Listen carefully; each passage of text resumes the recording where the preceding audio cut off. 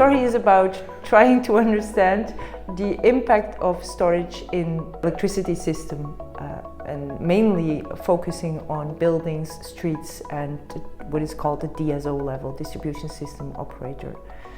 Why do we need storage? Well, storage could be one of the solutions that facilitate a larger amount of energy use per dwelling or per end consumer, as well as facilitate the increasing amount of variable renewables.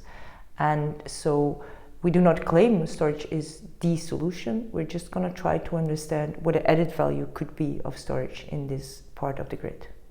You can see the grid as a traffic lane, as a big autoroute, and you only have 4 lanes. So if you pass on more cars, there is a traffic jam, and by a traffic jam there's an economic loss because people stand still. It's the same actually with an electricity line. If you start to transport a lot of electricity on the same line, you get losses. And in order to assure the safety of the line, we might have to replace the cables by thicker cables, which of course if we have to do it all over Europe is not an easy and cheap solution. And you can keep on adding lanes or keep on adding cables. The other solution could be, like you can try with traffic jams as well, is to make sure that people use the road when it's free. So try to actually shift the traffic on the road. And that's part of the solution. You could shift the demand and the supply of energy to specific times when there's more traffic allowed on the grid. But with variable renewables, you cannot do that. You cannot say the wind to stop now and to turn on in an hour from now. So that's actually why you need to make sure that your whole system is ready to accept a high share of renewables by a lot of flexibility in the system. And this flexibility could be at the end user level shifting loads, or it could be through storage, or it could be through other smart technologies. And so storage is probably one of them, and that's what we're going to focus on.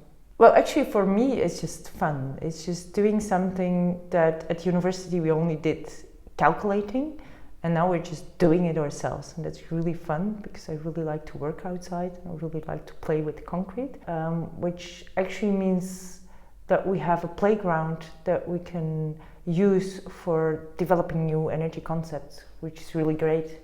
I think that's also what Horizon 2020 is about getting things done, making sure that companies grow with innovative ideas, and that innovative ideas come finally from the desktop to reality. And definitely there are going to be things that we might have done differently when we spend 2 years on preparing it. This program in H2020 is really about getting things done, and that's why there's so much emphasis on dissemination, deployment, replication, because they know that they have to move to getting things done, and that's what we're contributing to. We didn't start with partners sitting together saying what we're going to do. It actually started from, this is what we want to do, and who do I need to make that happen? And I think that is what really makes this project different.